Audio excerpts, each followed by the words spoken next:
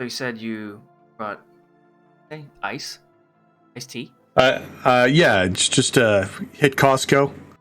Some sort of sweetened iced tea. But Mrs. Cyrious keeps a stock there, so always something to reach for. Is that something you just picked out of the store, or did you bring it back from a trip? This one, yeah, a friend of mine brought it back. Okay, cool. I think we bought some Mama Juana. Went to. Okay. That was pretty. Okay. Yeah, but when you bring it back, it was way different. Interesting. Yeah, that was the thing that made the news because some of it made me sick. Oh, okay. But I think it was the export. Okay. Not the stuff. That was super. There's a bad batch or something, huh? Yeah, I think so.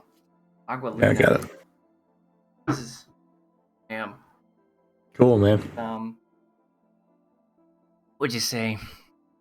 Honey? I think honey.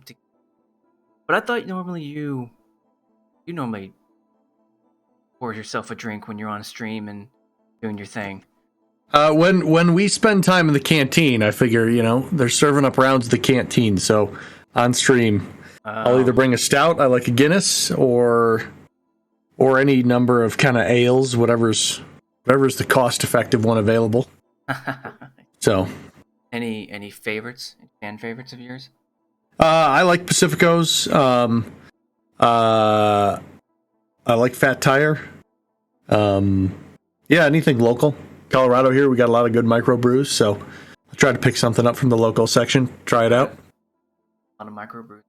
Newbie says drinking scotch. Goth, but I'm pretty sure. Maybe one too many scotches. That's an expensive habit. I never got into scotch or bourbon drinking or anything like that, but yeah, I don't know. Do you branch out? Anything you like?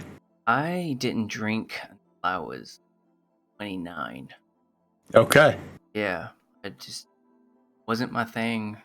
But then when I came back from overseas, I decided to try some, and I think my favorite's still Moscato. Okay. Yeah. But I've started branching out a little bit. Scotch, tend to like it neat. Not even sure why. Tasty, man. Yeah. Are you into scotch or anything like that? I've never really. I'm a beer drinker. I haven't done mixed drinks. I haven't done hard drinks. I love sitting out somewhere and getting something on tap. But yeah, I think my wife would love it if I dove into something else. But I just don't mess with it. Yeah. Actually, I guess I'm lying. I'll do a White Russian every now and then. I like those, but all right. That's not really drinking. It feels like to me. That's more like a smoothie or right. It's just such a It's like a dessert. It's like a dessert rather than a drink. Yeah. Mavito, good to see you, my friend. And it's a simple mic check. Y'all are hearing me just as well as him, yeah? Just give me a thumbs up in chat. Oh. Yeah, don't pull a Cyrious and spend 10 minutes talking to Andy Seitz when no one can hear him, That would, yeah. But, it happens. So, hello everybody. This is StratSide number 6. Podcast that I started a little while ago, mainly to stay up in the kind of like a data-driven approach to big concepts about Planetside. I love things like combined arms, community management. Talked a lot about outfit wars and like the different player types. And today I'm returning back to a topic that I approached StratSide 4, I believe it was, which was Day 1 Community Manager. In the seat, opportunities and different ventures, tasks that I would tackle if I were in the seat. And that was more of like a data-driven approach. This one's a little bit different. This one is bringing on a special guest here. We've both been in the Planetside 2 community for quite a while, and we've seen the ebbs and flows. We both contributed in our own way, and sometimes we overlapped in our contributions, and I think it's just a good conversation to have about PlanetSide 2's management. So, without further ado, my guest, if he even needs introduction, Commander Cyrious. I've known him as different names over the years, just because of how long we've been in the same community together, and probably seen his videos, his tutorials, his commentary, or the absolute organizer of a mind he has, putting together the late night crew when they came to bring their whole entourage within the game. Cyrious led the way and rolled out the welcome wagon. And by the end of it, I believe it was Gassy Mexican who said that, man, after all was said and done, if there were problems, I didn't notice. And that's a pretty cool compliment. And I don't know that what more can be said than that. So hey, yeah, thanks for having me, man. And yeah, all that experience running those, for me running on the community end. What was it called back? It wasn't PlanetSide Battles then. What was it called back then? Server Smash. When you were Server Smash. Yeah. All that prep work, gathering the community, getting big groups together. It certainly helped bring that stream together. So it was great running those with you. And yeah, thanks for having me on, man. Yeah, absolutely. So, Vito, thanks again, man. Yeah, I'm a Moscato drinker. I'll try a Washington State Riesling. Vito recommends. Mic levels are whack, probably because I'm not close enough. That should be better. So yeah, let's get right into it and talk about PlanetSide 2's community manager. What we want them to be, or what the current one is? I would say maybe both. Probably both. The discussion, it's a good. Where do we want it to go? Where has it been? Where is it now? It's not like you'll see in the scope of the talk. There are things that it will be, and there are things that it won't be. But today's agenda, we're going to talk about. We're going to go over the disclaimer. If you've seen StratSides before, you kind of know this route. We're going to talk about why this talk matters. Then we're going to talk about the scope of the talk, which is what this talk is, what it isn't. Very important slide in my view. Then we'll go over definitions. As we use words, here's what we mean when we say them. Then we'll get right into the discussion points, summarize it up, and then move on to the end, outro. Sounds good. I'm hyped. You're the hype master. You and Archie just have that energy. I'm just the. Oh man, I can't match Archie there. Archie's a different level for sure. But yeah, he is. I'm just like a peg down too low, or just the energy is not.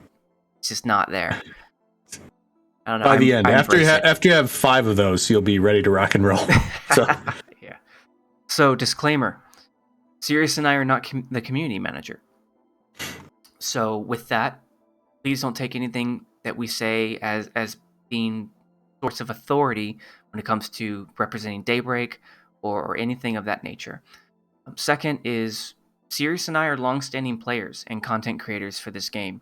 We've both done videos, we've both done organizing, and full disclosure is last night the community manager job posting just reopened, and coincidentally Cyrious and I were already talking about doing this chat, so it just kind of aligned that way, and I updated my resume package and I submitted once again for community manager. So full disclosure, I'm back in the running for the community manager posting that opened up last night. If you are interested in community management, you think this is something that's right for you, just know it's out there. You can do it on LinkedIn or Daybreak's website, whichever you prefer. They like references, a resume, and a cover letter. And yeah, good luck. Good luck to you. Whoever wins, we all win. And that's the name of the game. I do agree. I mean, I love it. To me, Rel was a great trial of pulling someone from the community into the development end of the game, and it worked out terrifically. I know there's all these people that are going to snicker about that, but I will stand by the game still alive due to Rel's efforts. Yeah. And I would love to have more members from the community applying to that position, Yeah, And likewise. what do you think, gossip wise? Do you think Mithril got a little bit of a sneak promotion, I or think so. what's? Yeah. I think so. I think his talents were very well suited in the social media side, the communications portion. So when an opportunity was made available there, I think he slid right over into the communications department, which is now opening back up community management. Cool. Yeah. Merc Seal, how you doing? So also another disclaimer is this discussion is from Cyrious and I's point of view, our personal point of view. I, as a way of introduction, I've been a Connery NC since beta. I co-founded Server Smash and Planetside Battles, and the most recent thing I did for the community was I wrote Season 2 of The Echoes of Vanu. Animated by Flashy, he is a professional. When that thing comes out, and it's going to be killer. So I also have written a lot of articles and just contributed in different ways. Whereas Sirius, you may know, very prominent streamer, very prominent content creator, 411 YouTube videos, almost all of them, or maybe even 100% of them, PlanetSide 2 related. 6.2 million total views. I social bladed him last night, and that's pretty awesome. Yeah, Congratulations I hadn't. again. Yeah, thanks, man. I hadn't looked at the stats lately, so that's not too bad. And Yeah, Mavito there, I love it. Mavito's coming in with the solution, our savior for G15. Thanks, man. All the outfit leads need to start cracking that wet bean, guys. Go yep. get software engineering degrees so you can apply to Daybreak Games and fix this. Yeah, that's right. And Mavito representing Angels of Death, AOD, TR Oh, Emerald. right on, Yeah, right on. and me representing the Devil Dogs. Going on what 8-9 years now. So, and you've been Merc for how long? Yeah, I was Total Recoil at the start, and when Right, that right, outfit was right. basically going under, EXR. I was pushing for a long time for Merc to take us in under their wing, and then finally the Total Recoil leadership wanted to do that as well. So it was great that they took us in. Right on. Lep and Warbird, have they been Merc for the entirety? They have, and then they were PlanetSide 1 OG, so it was a different outfit back Oof. then. I don't remember it, but yeah, Yeah, yeah. I'll, they've I'll been jump rocking it on. for a long time. I'll jump on Lep's Twitch and just kind of watch his. I don't remember what it's called, like the eye tracker thing, and just kind of see Hmm. where he is. He's good, man. So I like Yeah, to see like where he's looking he when he's puts on a shooting. good string. Yeah, Yeah. Yeah. yeah. So Lep, if you're watching this, keep watching. Keep streaming, man. That's I like popping in there. Okay, next up, why does this matter to you? Viewer, the PlanetSide 2 player, the community member, and and for me, for us, it comes down to three things. Community management is the difference between a passionate community, a motivated player and outfit, and a deflated one. And if you've been in this community for a while, you've seen the ebb and flows. You've seen what that looks like. You can tell when there's a passionate energy in the community, and you can tell when there's not. So community management is one way that goes about ensuring that there is a passionate community. Community management is also an opportunity to shape perception of our game and contribute to a positive community building atmosphere. So helping others help the game, helping others help others, and from players outside looking in, when they see through the looking glass there, they see something that they want to join and they want to stay once they get here. That's a pretty important part in my estimation of what community management is. The building of an environment that we all want to participate in. And last but not least is don't forget about the dev team. Community management is an opportunity. It is a path to equip the dev team with information at the speed of relevance, otherwise known as at the speed of need.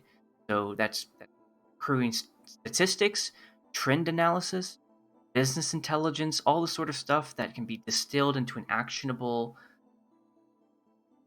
something actionable that you can then present to the dev team to say, hey, this is what's on the community's mind. Here's the data that supports it. Here are the potential paths forward. And then let the dev team do what the dev team does and apply their expertise to building the game. Yeah, really good points. And yeah, I love your thought there, Zeal, because that is the eyes, the lens that most people coming into the game. That's going to be the first experience. Some of them will get lucky enough and somehow fall in kind of a more tight-knit outfit group, but most people are going to land at that point. So, I mean, that's a real good point that a community manager should be able to should know that experience and be able to even coordinate that experience. I would love to see once a month they go in and run a platoon, rotate servers. Just, again, more of that tying the community and the devs together. So, cool that's idea. Right. Every server, including you over there, Soltech. Yeah. Right on. All right, scope of the talk. One of my favorite slides. The boundaries of what we're doing here. Here's what it is. Here's what it isn't. This talk is about sharing our personal experience. Cyrious and I. Been in the game quite a while. We've seen what happened and what happens. So it's the sharing of that experience. Also, what it is, it's exploring different community management best practices, tools, tips, things that we've observed that is meant to build the community up, build this game up. Here's what it isn't. This isn't him and I talking about the good old days, what used to be and what used to could. We're not backward looking. We're not going that direction. It's about where we are, where we're going. So it's not about the good old days. And fourth, it's not about bashing the dev team either. We're a community, the devs as well. And we all do the best we can with the time and resources that we have available to us. So this is our chance to contribute in just one more way what we've observed. And none of this is in any way geared toward taking away from the dev team. I myself, I'm very appreciative of what they've accomplished during the good times and the bad, when things were tough and challenging, and when everything was firing on all four cylinders. So, yeah, that's the scope. Yeah, good deal, man. Working definitions. When we use these terms, here's what we're talking about. PlanetSide 2, a futuristic first-person shooter game with 3 what used to be 1,000-player factions is now 300-player factions. Just where we are. And it's fighting an endless match over rotating continents of territories, bases, hex, whatever terminology you would use there. What is the community manager? Well, according to Daybreak, the community manager is the liaison and communication arm between the player base and the studio, as taken directly from their job posting last night. Big words, right? Big words. Sometimes it feels like the community definitely feels like there is no connection, right? Right. So yeah, they got big shoes to fill, making sure that connection feels like it's always there. That's true. That's where the art is, where the experience comes into play, and trying to make that communication happen. I'll jump over to the right over PS2 community. What do we say when we use that term? We're talking about the players of PS2, both in-game and out of game. So those on social media and Reddit or participating in the PlanetSide 2 discussions. Those are players. Those are the communities, just like those who just log in to play live, who only talk in proximity chat, if that, and they don't have any conversations outside of the game. All of us are the community. And then the player experience. What do we mean when we say that? It's all the gameplays, experiences, the behaviors, the culture that someone walks into this game perceiving and experiencing when they play the game. So that could be a good player experience, that could be a bad one, that could be somewhere in between. That's what we're working with. And then last but not least, term of the hour, community management. And community management is the reason why the text is in red is because I've been working on this definition for quite a while.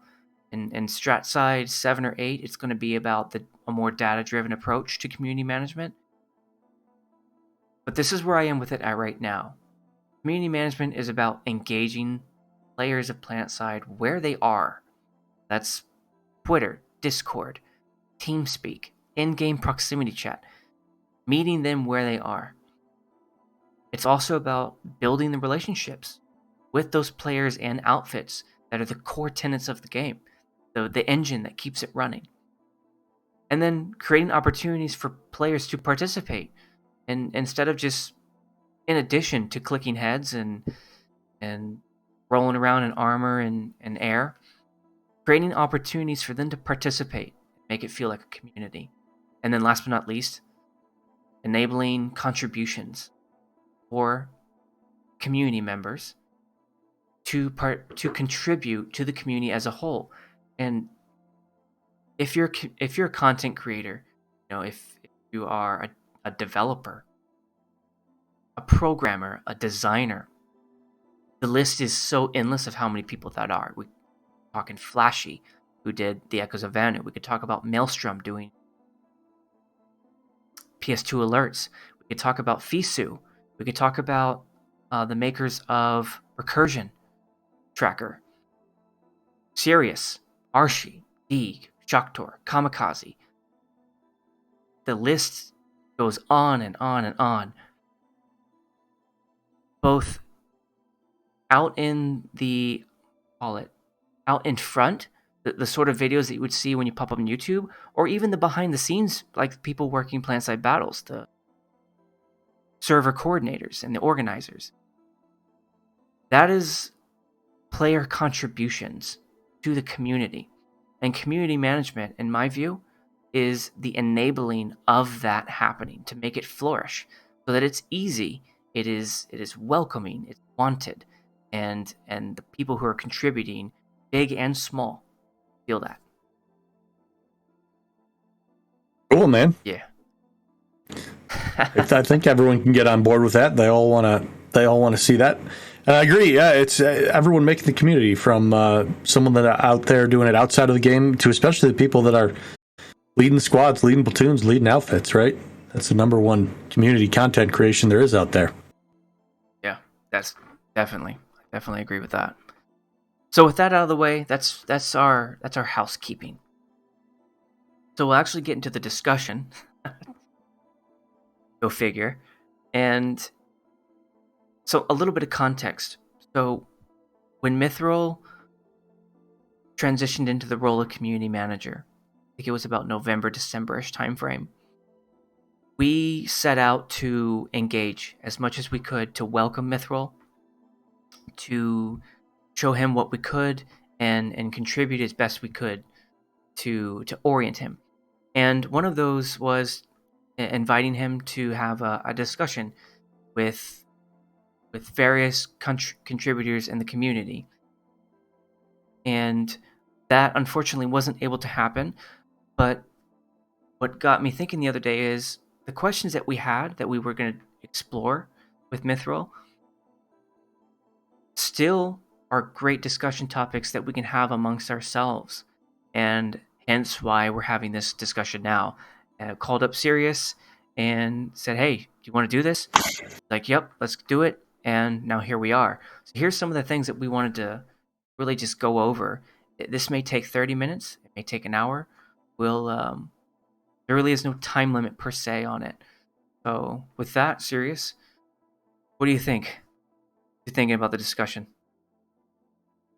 I haven't been through the discussion with Mithril, but we'll start at Mithril. What I really like, what I saw more recently, is we saw no gigs on the launcher. We've seen Kami on the launcher. We've seen I'm forgetting his name. He comes back and he does Should You Play Planetside 2 video every now and then. I've seen a lot more content creators put on the launcher lately. So I like them. That seems like an easy step to just let people know there's more content creators out there. Keep it revolving. Do someone new. Do someone with 200 subs, and then do someone bigger, and then just keep it going so people can kind of find a content creator that matches what they want to see. So I think Mithril really carried that torch. He did a good job. And then if it's open again, if Mithril's kind of moving on to bigger things in the company, it's a great time to sit down and talk about it. What we want from an additional or a new community manager that's brought on. Yeah, absolutely. And to piggyback off that, one of the things I really liked about Mithril was when he started doing the interviews of the dev team. That was really cool. I really appreciated that. It gave me some insight, a little bit of transparency into the inner workings in a way I quite hadn't seen before. Yeah. And I really enjoyed learning about the art, the artwork and the sound, how that was all that came together. So Yeah. props for that. It helped build confidence that we have a dev team because it's been quieter as of late. We don't know who's behind the scenes, so it was really cool to see that you have a sound engineer, you have a project manager, you have these team members working away in there. So yeah, that was really cool. Yeah, absolutely. And I think just looking at YouTube, is it Zealous? Yes. Okay, so Zealous was the one. Zealous? Yeah, Zealous. I guess Zealous is what it is. You're right. PlanetSide in 2022. Yeah. He does those too. I don't know if he's made it on the launcher yet. RMT. I'm losing his name now. But anyways, we've seen some content creators rotated through, and I think that was cool. Gotcha. Archie's been up in the launcher, all that stuff. Yeah, and my boy Flash, when you created the Echoes of Anu Season 1, my man. Yes. That was so big deal there. Dope. So dope. Yeah, that was awesome. That's what turned me on to trying to get in touch with him, is because he's from Germany, so he's a native German speaker, and you could tell like the dialogue definitely came from someone who English, or at least German, was his first language. And because I had written a couple novels and was looking into screenplay writing, I just got in touch with him and say, hey, can I help you with season 2? And he was very gracious about it and said, yep, let's do it. And he's animating it right now. So, and big props to Flash. He's so talented. So talented. Yeah, right on. So Cyrious, how do you see the role of community manager? How does that look in your brain? The first thing that pops to my mind is it sounds awful. Sounds just terrible, right? Sounds like a really hard job. It is a position in the company that I would consider not critical path. I would call it extremely important, but in the business of the game going on, it can get left to the side because a game can be developed without one. I think there's a big communication void that happens in that situation. But I can see why sometimes it's pushed to the back burner. That being said, if you have the resources, it is extremely key to have someone that can handle that role and keep the connection going. I would love to see... It's a tough balance because if you think back to Drew, one of the devs, I think he did a great job. He really tried to connect with the community, and unfortunately, some gamers took offense to that. So it's a really difficult tightrope to walk, because if he connects with one part of the community but doesn't connect with the other, what's going on, right? You can never perfectly connect with everyone. So I can see why a community manager might want to stay a little bit hands-off, just to try to show no bias. But I would love to see someone that's willing to mix it up and get closer when there's a hacker running around on the servers, when you have server latency issues. Just someone that, as you said, the speed of need, right? Really providing some communication while those disappointing things are ongoing, rather than either hearing nothing, getting a generic statement from a customer service rep 3 days later. Someone that can be more present in those issues. Yeah, absolutely. Presence. I see that presence is key to me in a community management role. Being there, almost like who just said that? Daisha Malik said that he thought Mithril did a really good job of letting the player base know when something was being looked at. He would comment on Reddit, or he would say, the team has been made aware of this. And Daisha thought that was a really great way to be present. So appreciate the comment, Daisha. Yeah, presence, big time for me. in terms of what it entails. What would you say that community manager entails, even from like a day to day or just more of a top level? Yeah, a lot of we obviously didn't see a lot of what Mithril does. He does come on, he responds on Reddit, he responds on the PlanetSide 2 forums, but not. It's obviously not what he's doing most of the day. So I'm sure handling the PS2 Twitter account is in the mix there. Yeah. I would love to see him rolling through the streams that are going on. Whether it's the Ahorn or the Choctor or the Apollo PS2 or Mofker. You have some kind of guys that are usually rotating through it, or gals. Yeah. And just stopping by, checking in, seeing what those people are up to. Daisha's right, making sure you're really on top of those issues, and I think you got to be a little repetitive. Sometimes I see like, oh, you responded to one of the threads that popped up. Yeah. But kind of leaving it at that, like, hey, we've made a communication at this. But when you run into, say, latency on Connery for 7 weeks in a row, your job as community manager is to get in the mix every time and say, hey, we are working on this. Unfortunately, we have no successes to report, which is disappointing to hear, but you got to step up and say that every time, every primetime weekend, or maybe it's even every 3 days in the case of Connery. So, yeah, to me, that was always a thing that I think nowadays corporations are buying into a little bit more. Is it's okay to say that here's my progress, and we didn't make much progress since I last updated you. Like the communication, as long as you're forward leaning, like there's a lot of grace that can be afforded. But when there's radio silence, that's when things tend to, people start imagining or inventing or rationalizing different reasons, which may or may not be true. But it's okay to say, hey, we're working on it. We've been working on it. This is a little bit more challenging than we originally thought. It's going to take a little bit more time than we thought it would. I know I told you 2 weeks. I think it's going to take a little bit longer than that. Here's our new projection. Like there's the communication to me is that presence communication. That to me is like the day-to-day community manager. Very much what you said. How you're there, and there's a bit of repetitiveness as that. Maybe right now G15 errors that pop up, that kick me out of the game, just like everyone else. Yeah. So, just you're there to be present, to establish, maintain those relationships, and sometimes this is out of your control, even as community manager. I just can't flip a switch if I was in that job to say, yep, G15s are all good now. If Rel could do that, it would have been done already. So it's representing.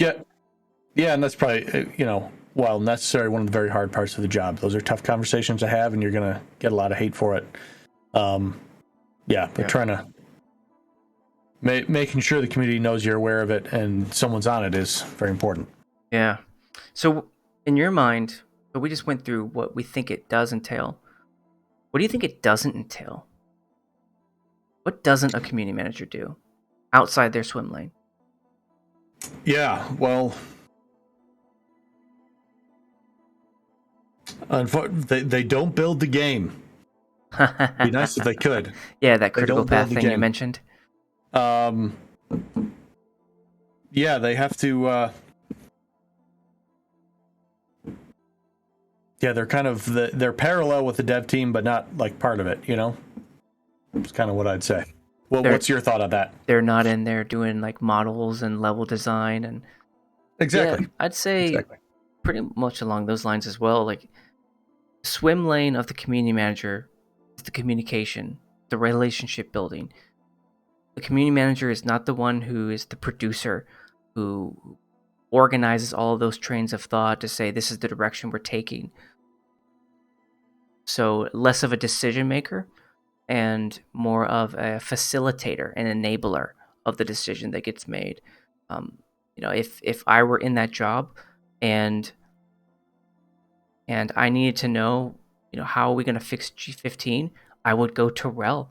Say, hey, Rel, how are we fixing this? What are your thoughts on on what are the steps that we're going to take, and then I take that information and wordsmith it if I need to, or present it in a way that is digestible, that can be repeated. So in many ways, I consider it an enabler. So what it isn't, in my mind, it's not an originator. It's not where the source of information comes from. It's just, it takes the information and speeds it along a highway. Make sure it gets to where it needs to go fast. So that's not level designing. That's not sound tracking. That's not even community. Well, no. I'll go back off from that, because I think a community manager can community organize. We saw that with Luperza. We saw that a bit with Radar, how they would do organization events. It's just when it became so big, like Derringer came out with the old Community Clash, I believe it was what it was originally called. Before Farmers League was a thing, before Service Mash was a thing, there was Community Clash, Community Clash, and it was almost like a classic version of Farmers League. So, yeah, that's what I don't think it entails originating content so much as being a conduit content. Yeah, that's a good way to say it, making sure it gets there fast. Hey, Kami, how you doing, man? And that's a good question from Daisha. It says, should they be the main point of contact or just the first point of contact? I think, I was on with Deeg last night, actually. We recorded offline, but there's a podcast coming. Right on. What I was... what we were talking through is it's funny, everyone used to bitch and moan about Smed, right? Smed was here all the time. How often do you get to talk to the CEO of a company? I thought that was really cool about Daybreak Games, but everyone in the community just beat him out of it, basically. Like, just the hate for him was outrageous. I thought that was hilarious. Yet nowadays, the game still has problems. I mean, it does the best it can, but still has problems. No one bitches and moans about Jiham. Do you think anyone knows who Jiham is? Does anyone here know that Jiham is the new CEO of Daybreak Games? No one complains to him about the game because they don't even know it. So a big part of the community manager role, I also would say, is being a shield. Being a shield so that the developers can keep working, rather than Rel having to spend half a day trying to calm everyone down. That's not where he's most valuable to PlanetSide 2. Or even feeling the need, like he has to go in there and run damage control. Like, as a community manager, they got that. Yeah. Exactly right. But Shield. then to Kami's point, that was it. Mithril came in, what was it, like the third week in? Maybe he said like one thing in a thread. And then it wasn't really till like the 6th week that he really came in kind of big, mentioned it in patch notes and stuff. So to Kami's point, Kami, you may have joined just after. I think there is a level of the community manager has to be weekly or even every 3 days being like, hey, this is at the top of our list. Nothing to report, and those are the worst conversations to have, but make it known. Whereas Kami, you're right. It felt like Connery was just going without anyone really working on it for 6 weeks. I hope that wasn't the case at all, but it felt like it almost wasn't known. And I think the community manager is the one that has to make sure the community feels like it's known, at least, even if they don't have a solve. Yeah. Hey, newbie, that's a good question. Also, G-Wiz, if you didn't know, G-Ham is the CEO of EG7 until the acting CEO, until they come in with a replacement for Robin Flidin. Good question you ask. Archie and I did an EG7 acquisition podcast a little while ago. A lot has changed since then, and I am compiling all the information, keeping up with all the information about EG7, to where I'll do an update about that, because I feel like that's a topic all in of itself.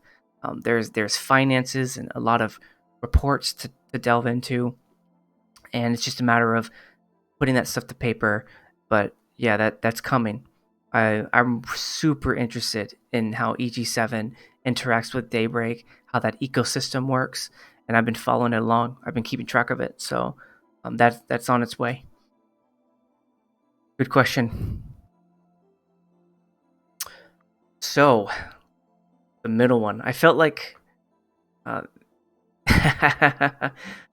feel like this is a good one to talk about, and there's varying degrees of tiptoeing we can do or not around this one.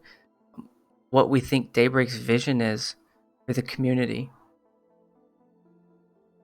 or at least what we think it appears to be, and then we can delve into more of the limitations of why we think some of that stuff may exist. But do you want to take the opening salvo, or should I?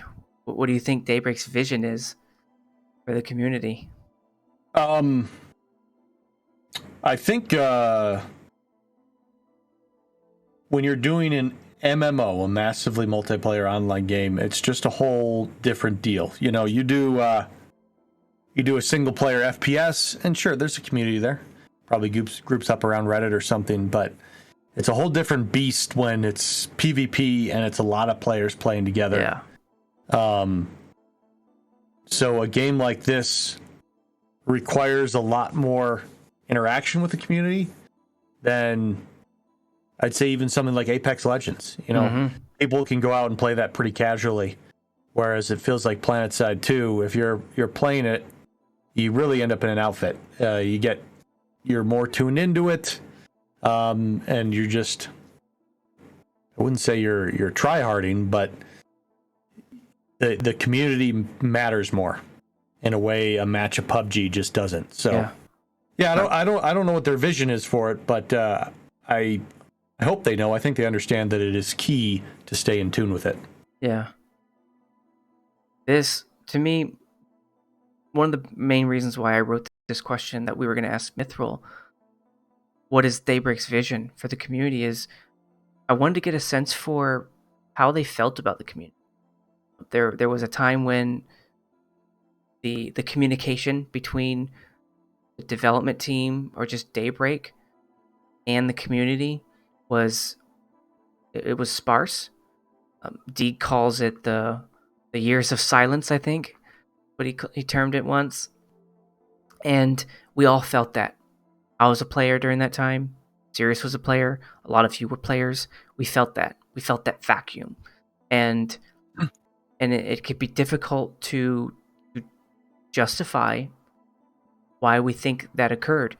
And I think Cyrious, you'll now delve into what we think is happening there or what limitations brought that on. But for me, trying to explain Daybreak's vision for the community and what it appears to be really goes at the heart of why I love this game. Kind of what you were saying, MMOs they're just a different beast. I wrote an article about this 2014-ish. One of the many articles I wrote about PlanetSide 2, one of them was MBGs and MMOs. MBGs are match-based games. So you click start, you matchmake in, you play your game, it has an end, you go back to the matchmake pool. That's an MBG, a definable start and end, like Call of Duty, Battlefield. MMOs, you log in, you play the game through a persistent session, you log out. And then there's just a continuous flow.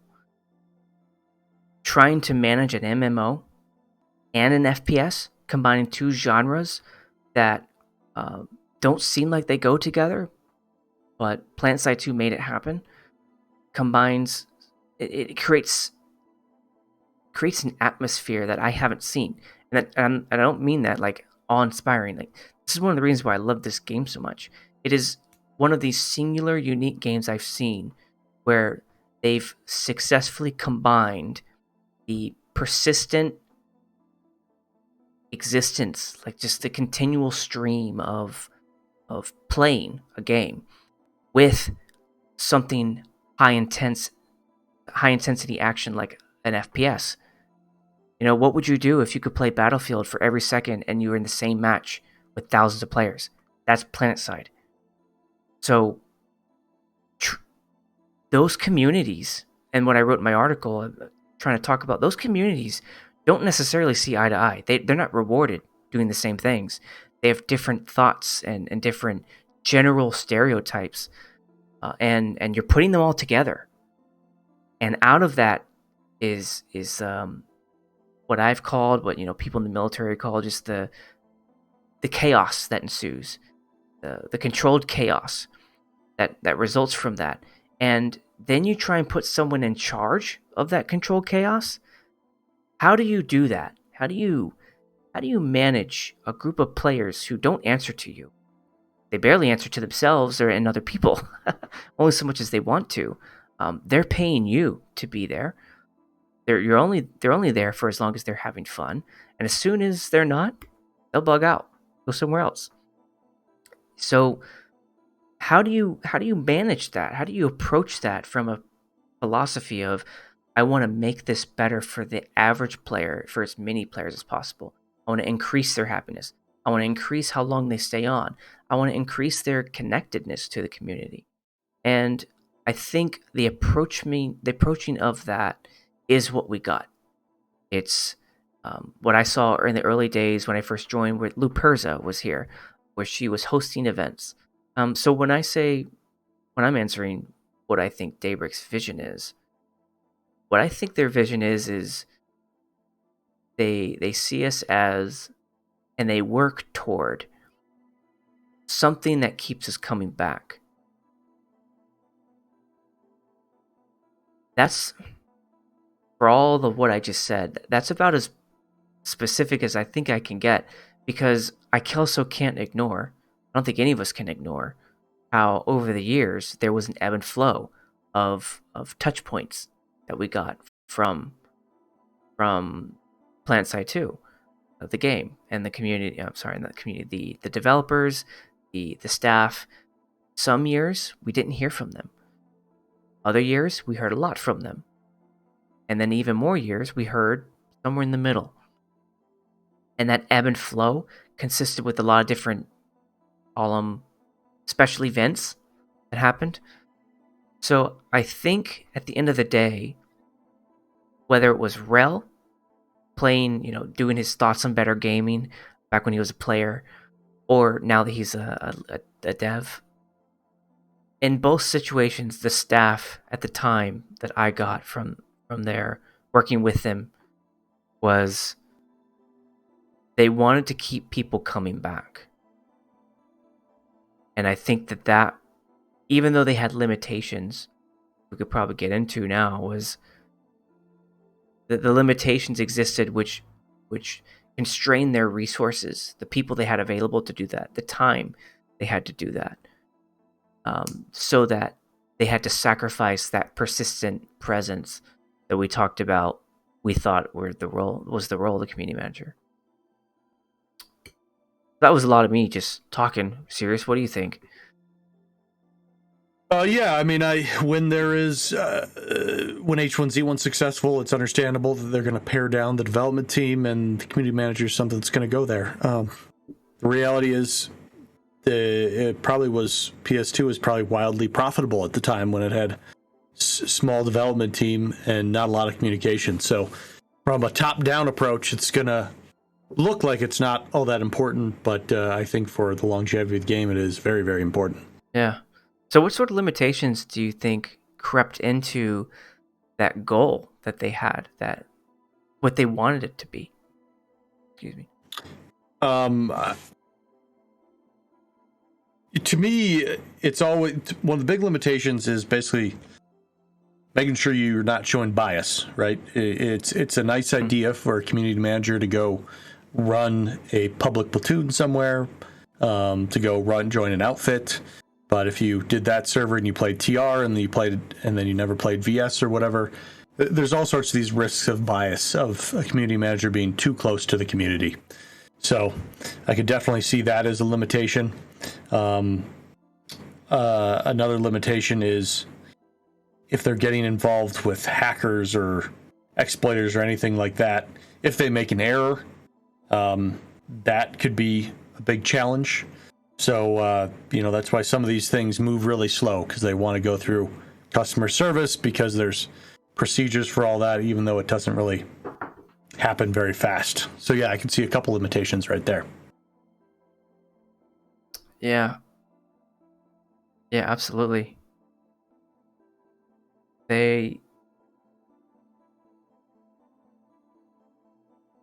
from where I'm sitting, I always try and think. I've heard this over the years, being behind the scenes when we're doing Planetside battles, working very very closely with Radar X and community managers after that.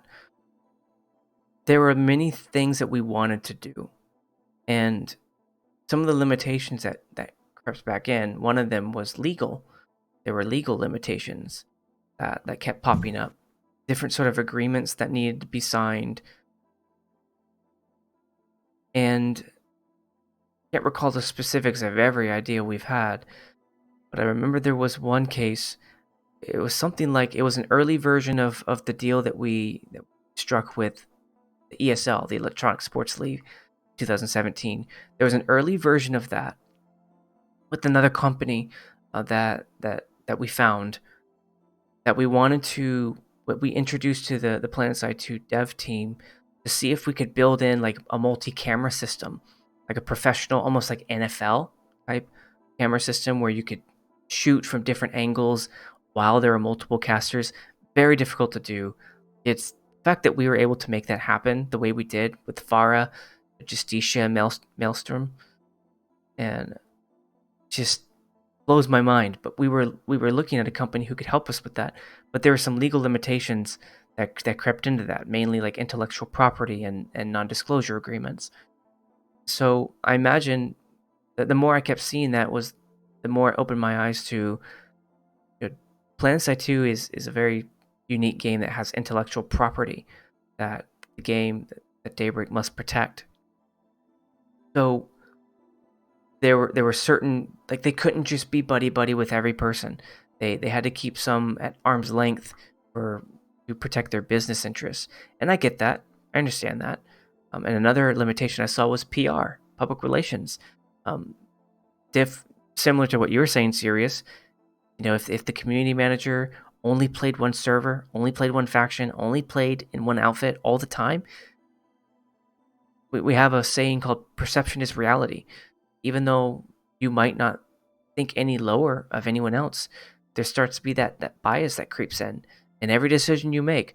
Oh, you talked about Emerald because that's all you play. You know nothing about Miller. You know nothing about Connery. Briggs, R.I.P. Rip. So yeah, the public relations of it is maintaining a neutrality as best you can while being as personable, as involved as you can. Creates a barrier that doesn't exist for you or I, the same way it does for them. And yeah, I think that's where the limitations start to creep in, both business, legal, and public relations type. For sure. So then the last one that we wanted to touch on kind of hits pretty close to home to the group. The group that we had put together were streamers, content creators. We wanted to have like just a sit down session to understand these sort of things. And the last one we wanted to go over was how we, content creators, streamers, or anyone, just regular people, how can we work with Daybreak? How can we help them help us? And yeah, so this one hits pretty close to home to me. I'm serious. I think it does you as well as many others who are going to be there. What do you think? How do you think PS2 streamers, content creators can work with Daybreak? Yeah, the one thing on my mind is I think there's a lot of people that would like to say be sponsored by Daybreak Games. And one of the things that I see, the biggest problem is it's a small game. But on top of that, a game like this that is so outfit driven for a lot of the community, a lot of outfit members don't go to Twitch or YouTube for their dose of community. They go to Discord to hang out with their outfits. So in one sense, that's why it's never going to be as big a streaming game. Same reason why World of Warcraft was always a huge game, but it didn't have nearly a viewership as PUBG. As PUBG, you go to Twitch, you go to YouTube or whatever to get the community end of it. In a system like this, you know, me making Planetside 2 content is very symbiotic. There's no reason for someone like me, or probably someone like Kami, or whoever it is that's making PS2 content, to actually be partnered with the game, because it's a mutually beneficial relationship. Whereas bigger games, they set up those partnerships because they're trying to chase down the the XQC or the whatever that big streamer is. They're trying to get his time and attention on the game, and so that's why they kind of develop those partnerships. So I think it is great for them to promote any and every content creator that they can, let the community know that they're out there. I think it's always going to be a challenge to create like direct links or any sort of anything more than shout outs and hey, watch this guy type of thing. Yeah. Do you think so? If it may not make sense for you, do you think there's a situation where you think it does make sense? I think it would be great. I do love the idea of doing thing like Twitch drops. To me, that is beneficial for both. Yeah. It's something where the creator gets the benefit of people wanting to watch them for that. Daybreak Games gets the benefit of saying, hey, look at this, look at our generosity, and helping draw a few more people in, getting the chance to do stuff like that. We've seen Summit 1G come by recently. I think that's good. I think that's good PR for the game, whether he loves it or not. It's just, hey, this game's still relevant. Yeah. So I'm all for it. I just think that we as content creators have to keep that in mind about, what is Daybreak Games going to get out of it, by linking up with anyone in particular or multiple people. And Newbie asked, why do content creators do more work for the game than the company? And that's a really good question. I know he's being kind of funny too, but it's like, hey, in terms of advertising budget, right? Yeah. The content creators out there do far more advertising than Rogue Planet does or Daybreak Games does. I wonder, I'm always curious about the relationship because Daybreak Games is the publisher.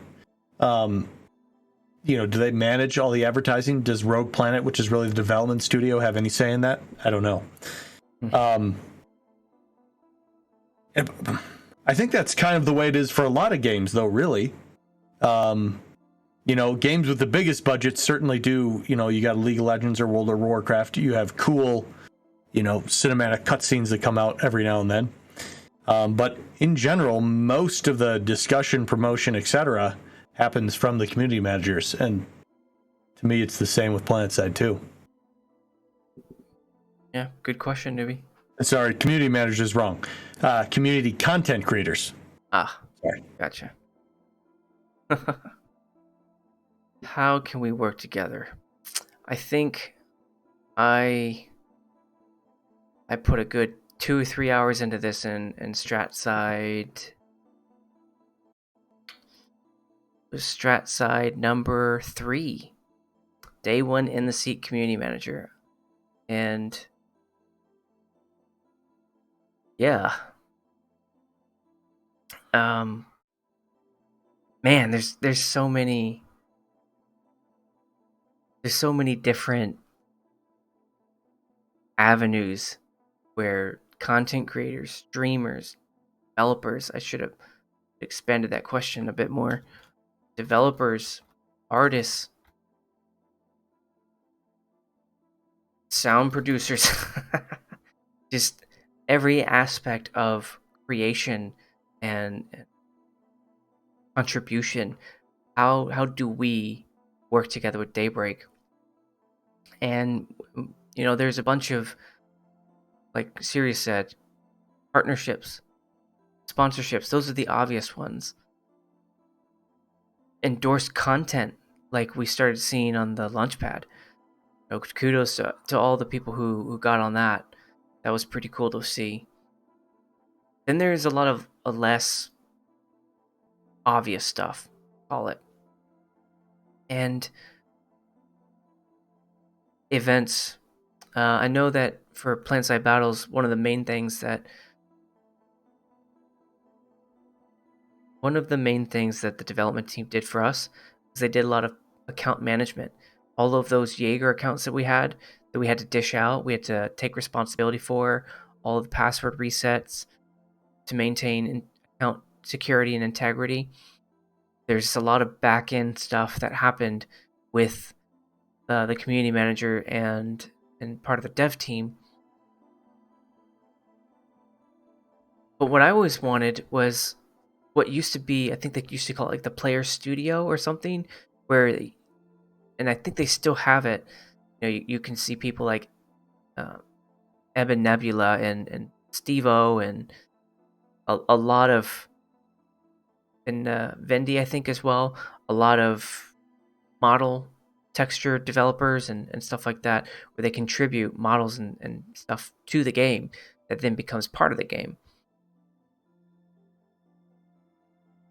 Doing like pipelines, making that pipeline easy to submit stuff to. That to me was always one of the best ways to take advantage of the many skill sets that we have as a community.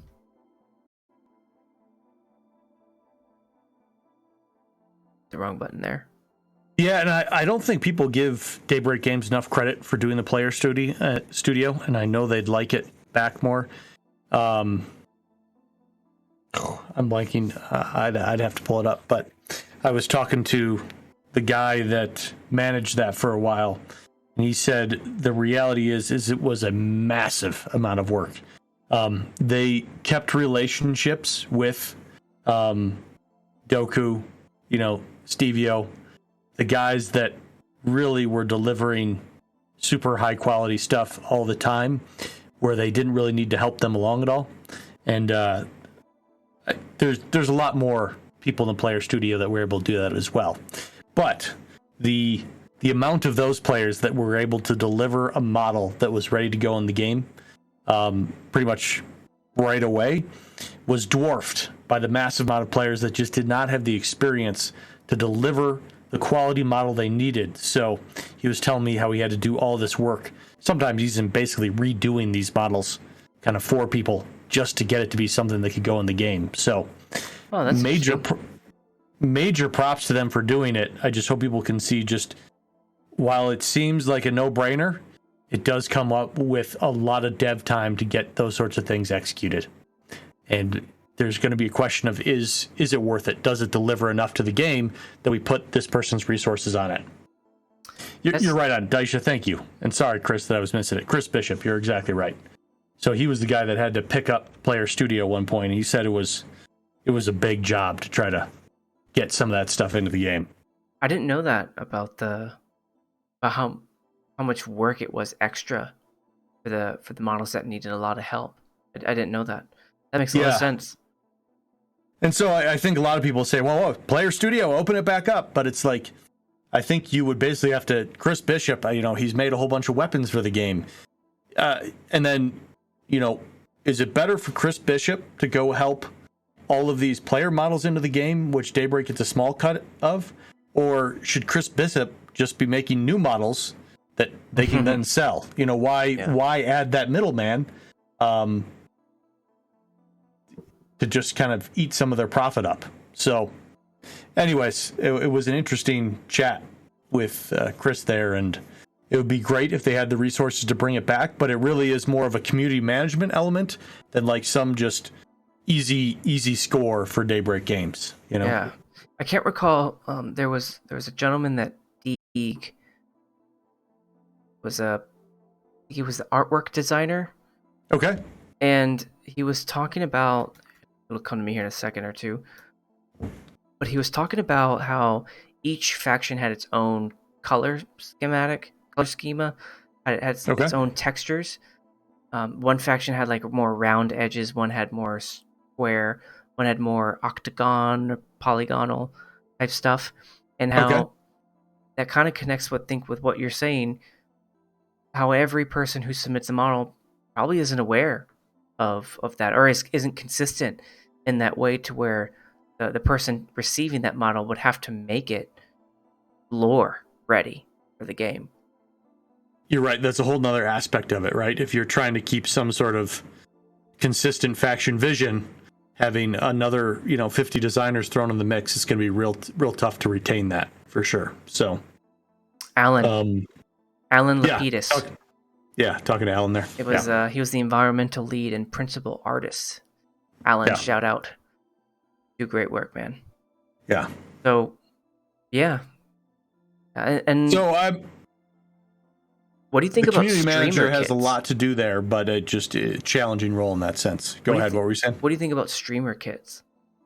What would you do with a PlanetSide 2 themed streamer kit if it was made available to you? Elaborate on streamer kit. Is that like a media kit, or what else? What is involved in that? We could definitely start with a media kit, for one. Two, like overlays, different sort of motion subscription type, like when someone subscribes to you, kind of how you have your own theme, your Commander Series theme. When someone subscribes, your logo pops up in the side, like that, but for PlanetSide 2. If there was like a general baseline streamer kit for PlanetSide 2 that made available by PlanetSide 2 for anyone's usage, would that help? I think that's a very cool idea for anyone that wants to get started. I do think streams end up being kind of a very personal thing, and people kind of want to modify it to their feeling. But hey, if there was an NC flavored one, VS flavored one, TR flavored one, and that was kind of, that helped someone have the starting point for their stream, I think that could be very cool. I bet you Chuck would go for it. I bet you if I went into Chuck's But stream, the like, thing, hey, my man, I've got you a TR streamer kit, he'd be like, heck yeah. but I mean, I agree. He's TR for life, but he's got he's kind of done up his whole custom stream already, Yeah, right? that's I don't know true.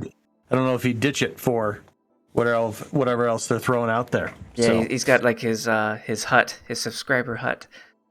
but in that sense, I certainly think some sort of media kit that is, Daybreak or Rogue Planet kind of lets us. We're not allowed to use a lot of the material that we use as content creators technically, but it's a symbiotic relationship. Again, so they kind of let go. It would be nice if there was a media kit for streamers or content creators or whoever of, hey, here's some high quality versions of this that you guys are allowed to use. Do whatever you want with it. Yeah, Put some music in there, put some logos in there, any of that stuff. So yeah, like my background that I have for my stream is a video that I was able to acquire. I've put the video credit from Limerest and Rhett, and yeah, it's just a Bastion in the background, and I was able to. There's a few different versions of that anyone can get really, but that's like that sort of stuff is what I'm talking about, and different overlays and different graphics that are available. That maybe I don't want to be like a PlanetSide 2 themed stream, but maybe I want to incorporate a few things that look really cool or that play well when I'm on the stream. That always struck me, and then my flagship, something that I've been begging, advocating for consistently, is a volunteer team. What I can't figure out is how come there isn't a greater push or the existence of a volunteer team who can help, sign all the things they need to sign, non-disclosure, all of that, but someone who can help lighten the load of low risk items that the community manager or the rels or the development team, things that just can help. That can help. yeah, like Game Masters or something. Game Masters is one of them, but also things like survey results. Remember how you did that survey a little while ago? It's escaping me. It was a huge survey you did. Yeah. Yes. What was that about again? I even have to pull it up myself. It's okay. I forget what was on, but yeah. That survey you did. If I were the community manager and I was trying to get a lot of data and I needed to do a survey like that, the volunteer team could help me put that together. The volunteer team could help parse that data out into like pivot charts, pivot tables, stuff that could make it digestible faster than if I were to just do it myself. Creating, clarifying the code of conduct a little bit more, meeting and coordinating, almost like the server reps did for Planetside Battles, where they would meet and coordinate with outfit reps, host meetings, and take meeting minutes, update repositories of Discord, of TeamSpeaks, outfit websites, all the sorts of thing that if I were the community manager or whoever it is at the time, they want to say, hey, how do I get into AOD's Discord? Or how do I get to like the PS2 Discord because I want to host a meeting for, Connery server or Emerald server. Like those volunteers could help pave the way for that. That is a good point. Yeah. So it sounds like you have this vision of beyond just people that kind of do it, because in a sense there are a lot of volunteers already working on the PS2 Discord, for example. Right. But you have this vision of probably almost codifying who they are as volunteers and having a little more of a direct relationship between them and the community manager. Right. They were, to me, it's all about the team. Like, it doesn't matter who you are, where you come from. To me, teamwork is number one. I don't get anywhere just by myself. I can try. I can get my talents will take me so far. But if I have a whole team of people with time and effort and different talents where I'm weak in, that is dynamite. That's how you get stuff done. That's how we got things done with PSB, and you were a large part of that too. And breaking the Guinness World Record. Like this, that was a team effort. And look at what we accomplished. We still hold that thing like 7 years later now, I think, in 2015. Yeah. Like we still hold that record. And that was a full community team effort. And a volunteer team helping all the sorts of ad hoc things you need to be a good community manager, like establishing partnerships, engaging the audiences, improving the competitive scene, organizing the communication flow and PS2 stance.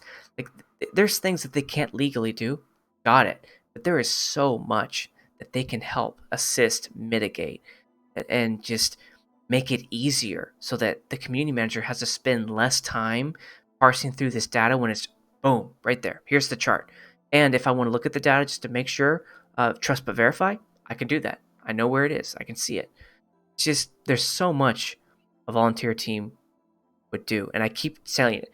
You're watching this, future community manager, I want to be on that team. This is, I love this game. I want to see it thrive. There are so many other people who want to see it thrive as well. We will help you get there. Use our experience and our knowledge. And I'll do everything I can. I'm a program manager in real life. Solving problems is my job. Delivering on a product, a service is my job.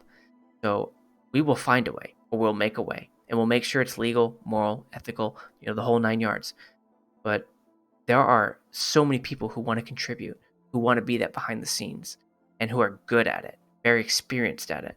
So just, it's low-hanging fruit. It's low-hanging fruit. So please take that into consideration. I would even help you if you're in a position of authority where you can make this happen from Daybreak. I will help you put that together, and I don't even need to be paid. That's what I'm offering. Yeah. So there's nothing but good that can come from this. You can train them properly. You can give them boundaries. All that can be taken care of. But at the end of the day, they are delivering effort, time, things that we need as a community to make this better. So please take that into consideration. If I were a community manager, I would be pushing for that nonstop. There's a way to make it happen. Let's find out. Let's figure it out. Right on. Love it. Yeah. Daishin, I'm with you, man. It would be cool if they had just a whole bunch of, some of those sort of hidden assets just available for people to grab. use it as content however you want. Yeah, and he mentioned it's way too open to abuse. That's that's a fair statement to say. And I think that if the head honcho was the community manager, they had that neutral perspective across all servers, I think it could be properly managed in a way that was reasonable and fair. You know, yeah, I think it can be done.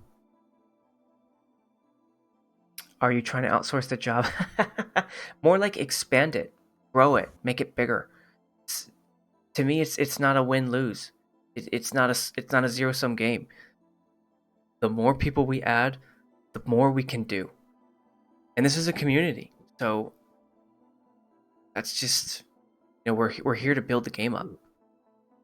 Maybe one of the things community managers could do that I would be pro, that is, it's a dangerous move, but I would love to see some game masters. I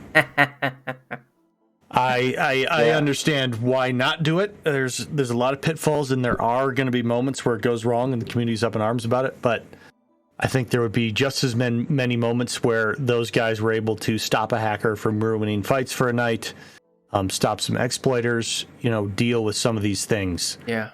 There's been great community members that have done it in kind of vigilante style. We used to have guys that would glitch under the terrain to go kill the PPAs and air hammers that are under there.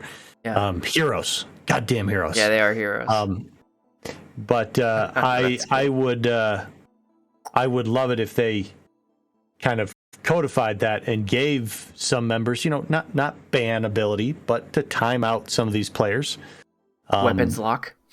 Yeah, there you go. Do something to kind of slow these people down until someone from Daybreak Games could deal with them. So tweak their firing rate. See I could see a community manager. Rate. They can't run. They have to walk. What was that outfit that used to walk everywhere they went?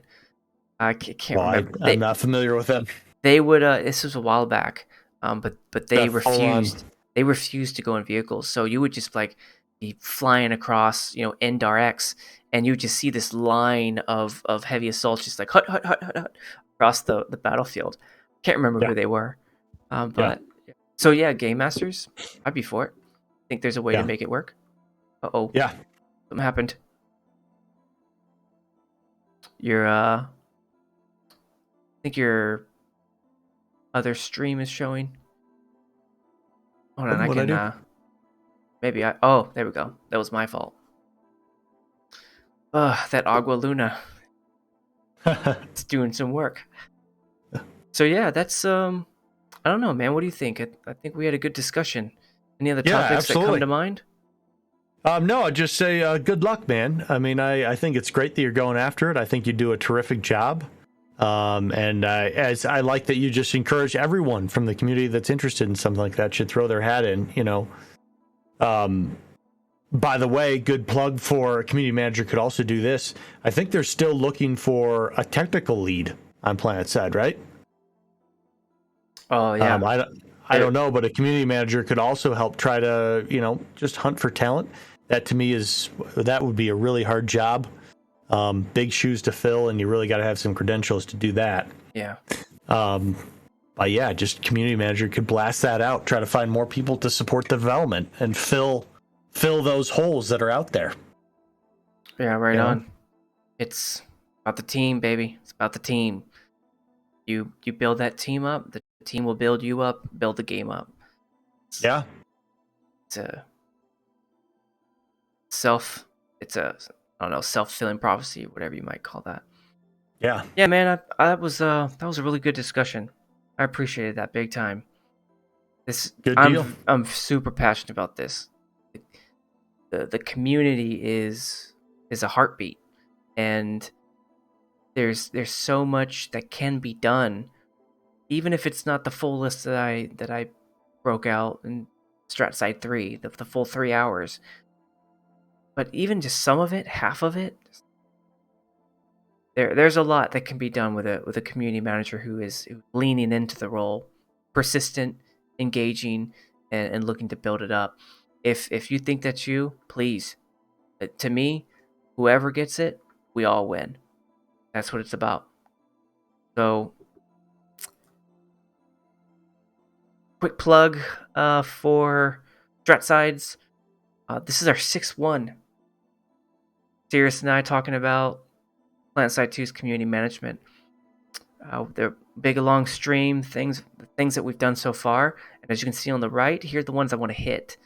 Community management, which is more of like a data-driven of what we just discussed, and some of the specific needs that I'm seeing, like how does day-to-day work and how could we implement this and that.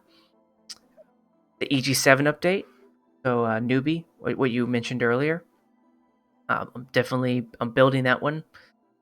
I'm probably waiting for like another quarter or two of financial returns that EG7 releases.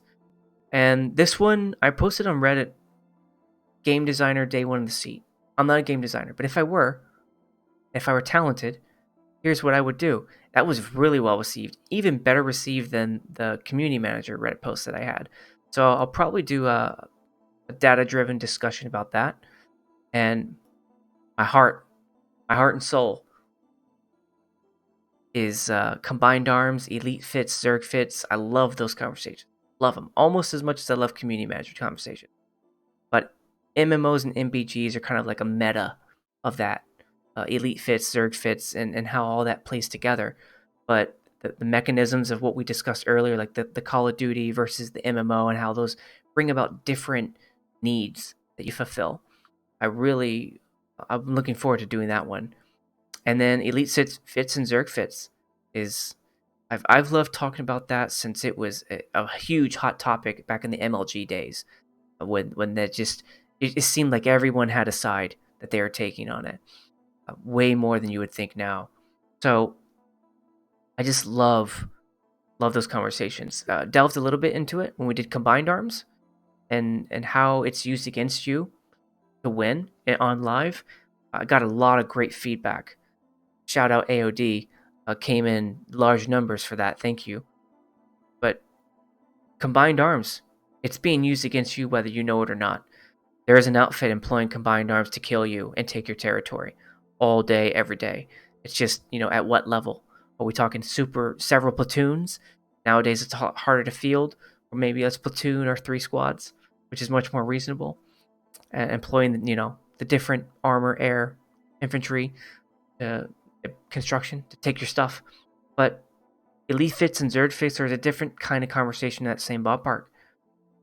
How do large outfits, mid fits, small fits, how do they interact together? What's the data behind that? That one to me is probably, I'd say, the one I'm most excited about, because what you may not know is Maelstrom, who is the designer for PS2 Alerts. Shout out. If you're not following PS2 Alerts, definitely recommend it. I'm a Patreon supporter of him as well. Well worth contributing and making sure that his work continues on. He is putting together a stat. It's a little known stat called player capture, and basically what it does is it records all of the players that are in the vicinity of a hex when it gets captured. And to me, what I explore in combined arms, it's very difficult. Serious, you might find agree or disagree here, but I think it's very difficult to really assess the effectiveness of a combined arms outfit, or even just a large fit. How many times have you been fighting in a hex, and I don't know, 666 is 90%, but recursion gets the capture point, the capture credit, because they had the most points. No shade against them. I love recursion. Props to you and shout out.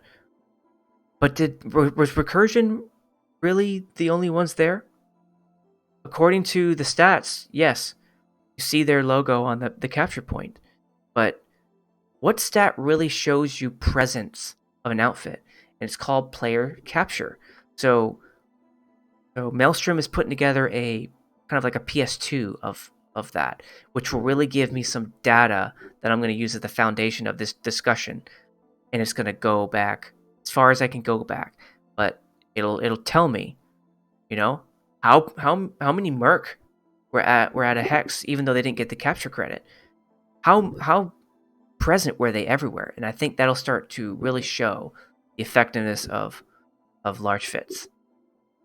Yeah, cool, man. Yeah, Well, we'll be excited for those. Yeah, so that's what's going up in my end. Cyrious, what's going on with you? Anything exciting going up that you want to plug? No, I appreciate you having me on. It was a blast. I'm going to try to keep the content going. It's slower than I would like, but I'm going to be keeping it coming. So thanks for the opportunity to hash this out with you. Absolutely, man. And if you're not following Cyrious, please look him up. Commander Cyrious. YouTube pops up all over the place. Give him a follow. If you really like his work and enjoy what he's doing, consider subscribing to him. Become a serious soldier. So, thank you, man. I appreciate your time, and yeah, great discussion. Yep, we'll see you Planetside, man. All right, I will see you Planetside. That's right. That's right. All right.